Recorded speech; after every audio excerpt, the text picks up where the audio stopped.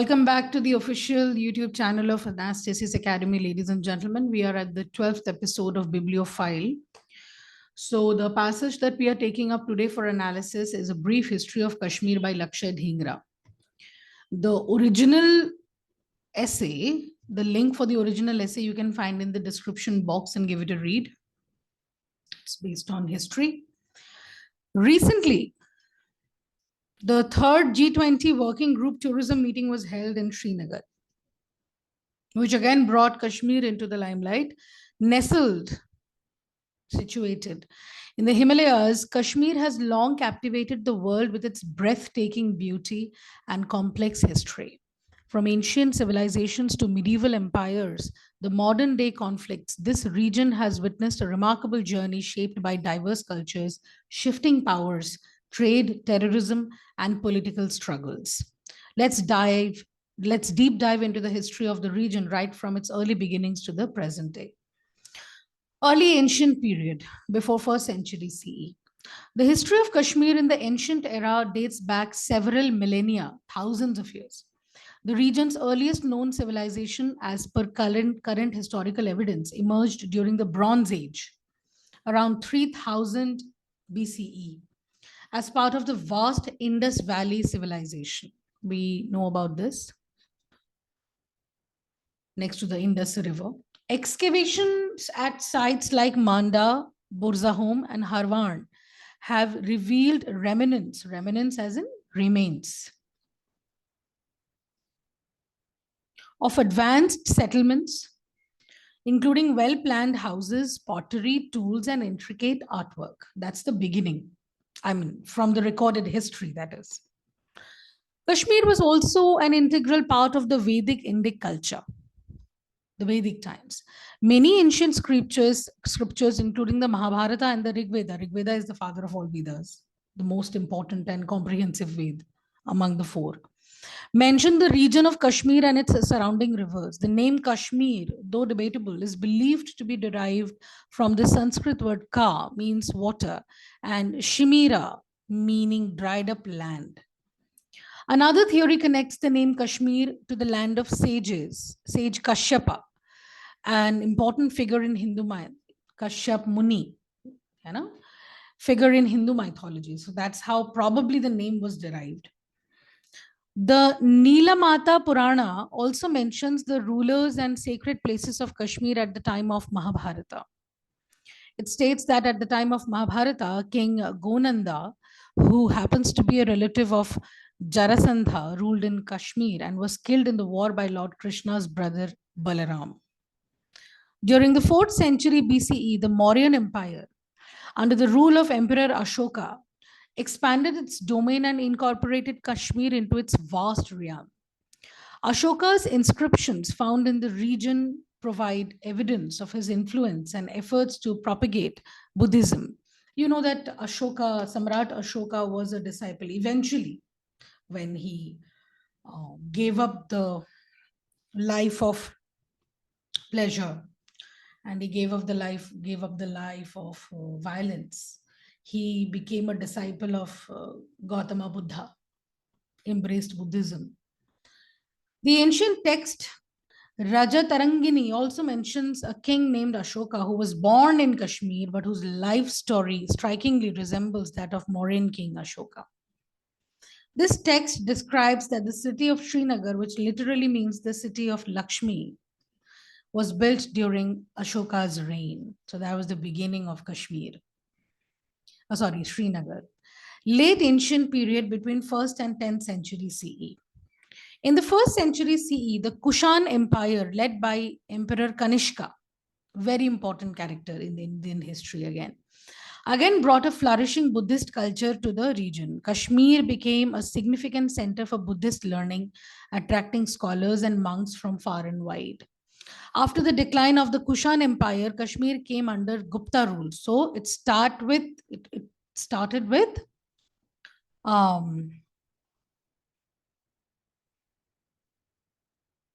the Indus Valley civilization. It went on to the Mauryan Empire, then the Kushan Empire, and then the Gupta Empire, the Gupta rule, under which it experienced a period of prosperity, cultural growth. This era witnessed the rise of Shaivism. Shaivism. It is a sect of Hinduism, by the way, dedicated to Lord Shiva.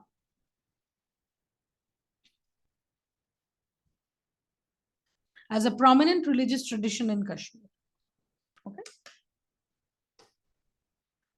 After the decline of the Gupta Empire in the 6th century, local rulers and regional kingdoms started emerging, vying for control over the region. These included the Karkota dynasty. So, after the Gupta dynasty, we had the Karkota dynasty, followed by the Utpala dynasty, which later passed the throne to Lohara dynasty. At its peak, the Karkota Empire wasn't just confined to the Kashmir region, but ruled over a significant portion of Tibet, Sindh, northwestern India, Magad, Kalinga, and Bengal. Can you imagine the expanse of the Karkota dynasty? Kashmir's strategic location along ancient trade routes like the Silk Road facilitated cultural exchange and commerce with the neighboring regions. So, why Kashmir was geographically significant to the rulers and the people in general? The influence of Central Asian and Persian cultures is quite evident in Kashmir's art, architecture, and literature during this period because there was a lot of cultural exchange that was happening along with trade. Trade facilitates cultural social exchange also, you know. Medieval period between 10th and 18th century CE. During the 11th century, Kashmir faced political instability under the Lohara dynasty that we had talked about due to several internal and external factors. Many foreign invaders like Zulzu and Mahmud of Ghazni also raided and captured Kashmir during this time. And these invasions gradually led to the decline of the Hindu dynasties in Kashmir and paved the way for the Islamization of the region. Yeah.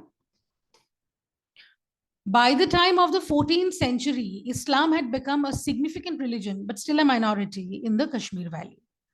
The conversion of the Kashmiri king Rinchan to gain the political support of Kashmiri Muslims and the subsequent coup attack by his minister Shamir marked the beginning of the Sultanate era in Kashmir. So the king converted into Islam.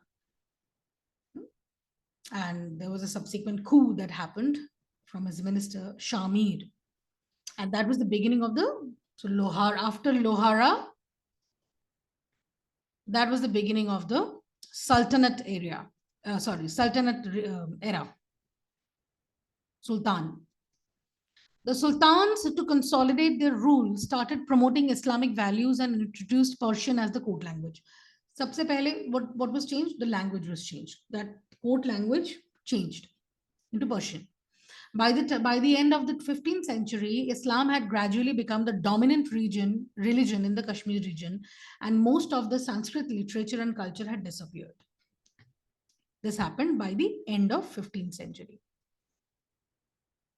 In the late 16th century, the Mughal Emperor Akbar annexed Kashmir, bringing it under the Mughal Empire. He won the region. Kashmir became an important center for Mughal art, poetry, and music. The Mughals, especially Jahangir and Shah Jahan, were captivated by Kashmir's natural beauty and made efforts to enhance its aesthetic, beauty-related appeal. Gardens such as the famous Shalimar Bagh and Nishad Bagh were built during this period. That's how old Shalimar and Nishad are. And then comes the colonial period. In the 18th century, the region was annexed by the Afghan forces led by Ahmad Shah Abdali, again a very important character in Indian history, and became a part of the Durrani Empire. After Sultanate Empire, what happened? The Durrani Empire. Abdali engaged in the oppression of the remaining Hindu population in the valley through forced conversions, killings, and forced labor. A heavy tax was levied on Kashmiri populace, which constituted a large part of the Durrani's empire's revenue. huge taxes. By the year 1819, Kashmir, along with the neighboring region of Jammu, became the part of the Sikh Empire led by Maharaja Ranjit Singh. So then comes Maharaja Ranjit Singh. During this time, Kashmir saw growing economic development and a surge in European visitors, making it the second highest revenue earner for the Sikh Empire. So Maharaja Ranjit Singh was a part of the Sikh Empire.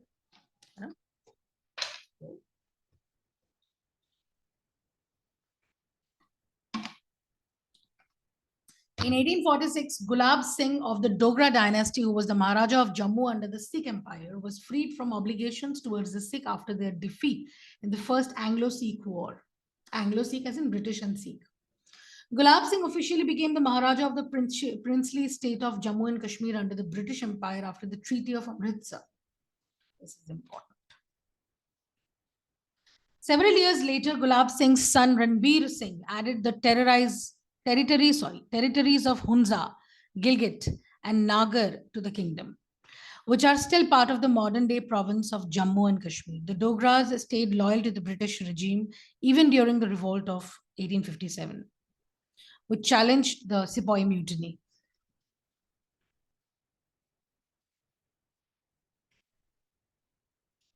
Which challenged British rule in India. Maharaja Hari Singh, the last ruler of Jammu and Kashmir, ascended to the throne in 1925 after the death of his uncle, Maharaja Pratap Singh.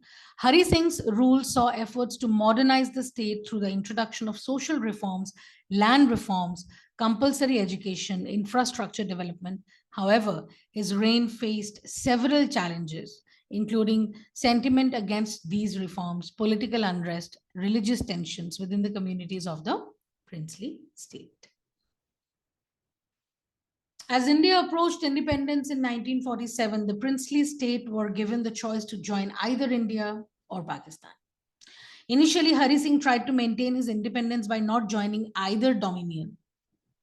That was his stance. I would not join either India or Pakistan, until the invasion by Pakistani tribal militias captured a significant portion of the princely state. In response, Maharaja Hari Singh asked for military assistance from India and signed the Instrument of Accession, which integrated the princely state into the dominion of India. So, what happened was, Hari Singh did not want to be a part of either India or Pakistan. But as luck would have it, Pakistani tribal militias, they attacked Kashmir, and they also annexed and captured a significant portion of the princely state. In response, what Hari Singh did, he asked for help to the Indian government, and he signed the Instrument of Accession, right, and became a part of the dominion of India. As soon as Jammu and Kashmir became a part of India, Indian soldiers entered Kashmir and took back control of the large area from Pakistani-sponsored militia, which led to the first India-Pakistan war from 47 to 48. Post-colonial era. In early 1948, India sought a resolution of the Kashmir conflict at the UN. This led to the organization of the United Nations Commissions for India and Pakistan, UNCIP. And the UN Secretary Council passed Resolution 47, which recommended a three-step process for the resolution of the dispute. In the first step, Pakistan was asked to withdraw all its militants and civilians that had entered Kashmir for the sake of fighting. Second step, India was asked to progressively reduce its forces to the minimum level required for law and order. Third step, India was asked to appoint an administrator nominated by the UN who would conduct a free and impartial referendum. These resolutions haven't come into effect due to disagreements between both countries over their interpretation and implementation. By the end of 1948, a ceasefire line known as the Line of Control was agreed upon by both countries, which divided the region into Indian-administered Jammu and Kashmir and Pakistan-occupied Kashmir and Gilgit-Baltistan. So long history. So summarize it. Started the history, the recorded history starts with the Bronze Age. The remains have been found of advanced civilization. moves to the Mauryan Empire, then the Kushan Empire, both of which kind of encouraged Buddhism, and then the Gupta Empire. At this point in time, Shaivism was also the sect of Hinduism. Shaivism was also becoming a part of the culture. The author does talk about the geographical significance and how Kashmir was very strategically located as far as the Silk Route and other things are concerned. Cultural exchange was something that happened. And then the Karakota dynasty took over, followed by the Utpala dynasty, and finally the Lohara dynasty. Then came the era of Sultanate, sultans, because we had Ghazni and Zulzu attack Kashmir, followed by the Durrani Empire, followed by the Sikh Empire, which flourished under Maharaj Ranjit Singh. Treaty of Kashmir, Treaty of Amritsar was signed, and Gulab Singh officially became the Maharaja of the princely state of Jammu and Kashmir under the British Empire after the Treaty of Kashmir. They supported the British people even during the Sepoy Mutiny. They were pretty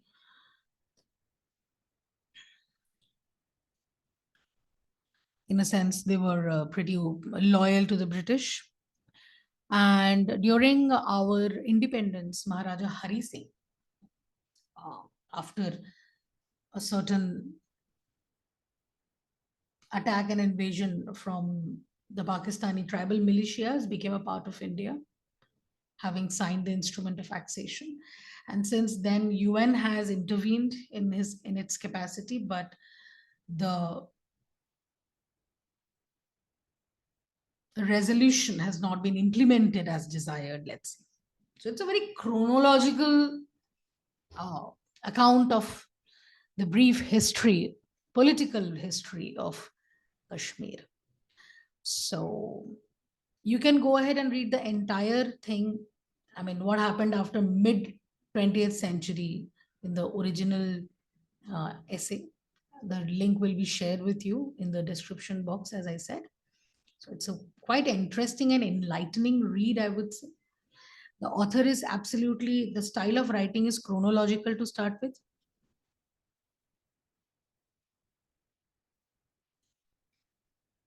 And descriptive. Author is not giving too much commentary on his own opinions and his own standpoints in this particular selection. So yeah. So okay, happy reading. Take good care of yourselves. I'm going to see you in the next episode.